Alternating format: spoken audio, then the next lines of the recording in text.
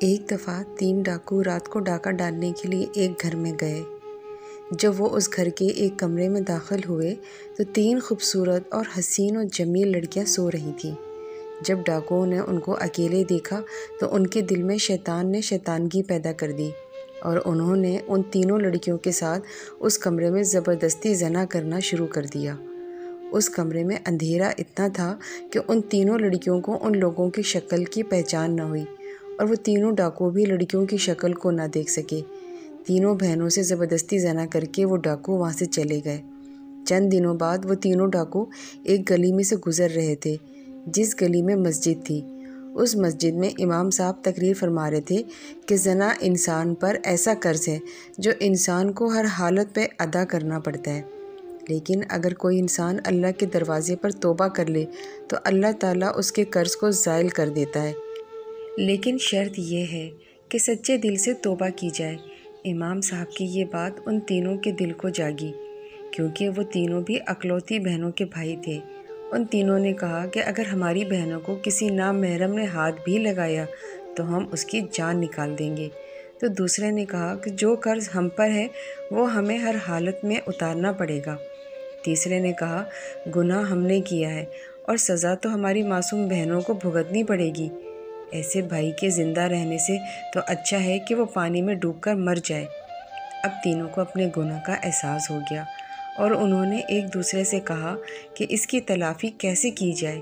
وہ تینوں اس گلی میں پیشماں ہو کر بیٹھ گئے۔ پھر ایک نے کہا امام صاحب کے پاس جا کر مدد لیتے ہیں۔ اس کے بعد وہ مسجد کے اندر داخل ہوئے اور امام صاحب کو ساری صورتحال سے آگاہ کیا۔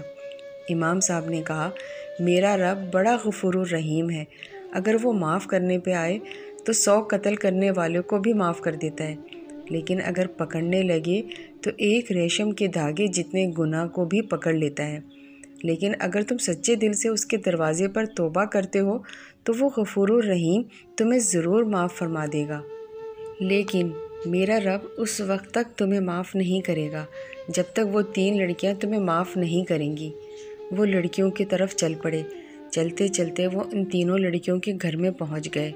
جب وہ تینوں ڈاکو وہاں پہنچے تو انہوں نے دروازہ کھٹکھٹایا تو ایک بہن باہر آئی اور دروازہ کھولا اور پوچھا کہ تم کون ہو اور یہاں کیا کرنے آئے ہو؟ تو ان تینوں میں سے ایک نے کہا ایک ضروری کام تھا جس کو پورا کیے بنا ہمیں سکون نہیں آ رہا۔ ان کی باتوں سے اس لڑکی کو تسلی ملی اور وہ تینوں کو اندر لے گئی۔ جب وہ اندر داخل ہوئے تو باقی 2 بہنیں رو رہی تھیں، تو انہوں نے پوچھا کہ تم رو کیوں رہی ہو اور کیا تمہارے ماں باپ نہیں؟ تو انہوں نے کہا ہمارا ایک بزرگ باپ تھا، ایک رات وہ کسی کام سے باہر گیا تو 3 ڈاکوؤں نے ہم پر حملہ کر دیا اور ہم تینوں کو اکیلا پا کر ہمارے ساتھ زبردستی کی، اور جب یہ خبر ہمارے بوڑھے باپ نے سنی تو وہ یہ بات برداشت نہ کر سکا اور وہ اسی وقت اس دنیا سے رخصت ہو گیا۔ یہ سن کر ان تینوں میں سے ایک بولا کہ تم ان تینوں آدمیوں کو جانتی ہو جنہوں نے تمہارے ساتھ یہ ظلم کیا؟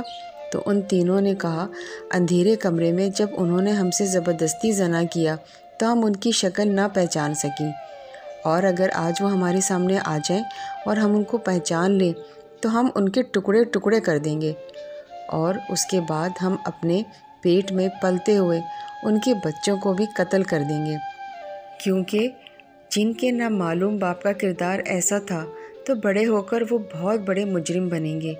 یہ سن کر ان تینوں میں سے ایک ڈاکو نے کہا اس رات تم سے زبردستی زنا کرنے والے ہم تینوں تھے۔ یہ سن کر ان تینوں کے پیروں تلے زمین نکل گئی، اور ایک بہن نے ایک خنجر اٹھایا اور ایک ڈاکو کی گردن پر رکھ دیا اور کہا کہ تمہاری وجہ سے ہم نے اپنے بوڑھے باپ کو کھو دیا اور ہمارے کردار کو تم نے خاک میں ملا دیا، اب تمہارا اس دنیا میں رہنے کا کوئی حق نہیں۔ تو دوسرے نے کہا کہ واقعی ہم سے بہت بڑا گناہ ہوا ہے، لیکن ہم اس کی تلافی کرنے کے لیے ہی تمہارے پاس آئے ہیں۔ اگر ہم گناہ کی توبہ نہ کرتے تو ہم دوبارہ اس گھر میں کیوں آتے اور اپنے گناہ کے بارے میں بھلا تم کو کیوں بتاتے؟ یہ سن کر اس نے کہا تم اپنی غلطی کی اصلاح کیسے کر سکتے ہو؟ تو انہوں نے کہا کہ ہم تینوں تم تینوں بہنوں سے شادی کریں گے اور اس طرح ہم اپنے بچے کو ایک باپ کا نام دیں گے۔ پھر وہ لڑکیاں بھی اس کی اس بات پر رضامند ہو گئیں اور ان سے شادی کرنے کے لیے تیار ہو گئیں۔ لیکن تھوڑی دیر بعد ان ڈاکوؤں میں سے ایک ڈاکو نے کہا، ہم نہیں جانتے کہ ہم میں سے کس ڈاکو کا کس لڑکی کے پیٹ میں بچہ پل رہا ہے۔ یہ بات سن کر سب پریشان ہو گئے۔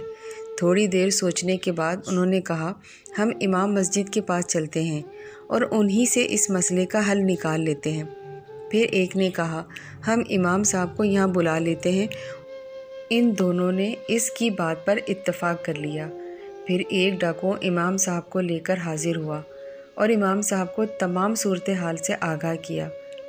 تھوڑی دیر سوچنے کے بعد امام مسجد نے ان تینوں ڈاکوؤں کو ایک لائن میں کھڑا کر دیا اور پھر ایک لڑکی کو کہا کہ تم ان تینوں کے سینوں سے ناک لگا کر خوشبو سونگھو، کیونکہ جب تم ان تینوں کے قریب جاؤ گی تو تمہیں ایک عجیب و غریب خوشبو محسوس ہوگی، کیونکہ ہر مسلمان چاہے جتنا ہی کیوں نہ گناہ گار ہو اور اگر اس کے نبی کا کلمہ پڑھ لیا ہو تو اس کے جسم سے ایک عجیب و غریب خوشبو نکلتی ہے اور وہ خوشبو ہر ایک میں مختلف ہوتی ہے، اور جب تم ان تینوں میں خوشبو سونگھو گی تو تمہیں محسوس ہوگا کہ اس دن کون سا ڈاکو تمہارے قریب آیا تھا۔ یہ سن کر وہ تینوں بڑے حیران ہوئے اور پھر ایک لڑکی تینوں کے قریب گئی اور خوشبو سونگھنے کے بعد کہا کہ امام صاحب، مجھے پتہ چل گیا ہے کہ اس رات یہی نوجوان میرے قریب آیا تھا۔ اور پھر باقی دونوں لڑکیوں نے بھی اسی طرح کیا۔ اگر آپ اس طرح کی ویڈیوز روزانہ دیکھنا چاہتے ہیں تو ہمارے چینل کو سبسکرائب کریں، لائک کریں اور بیل آئیکن کو آل کلک کریں۔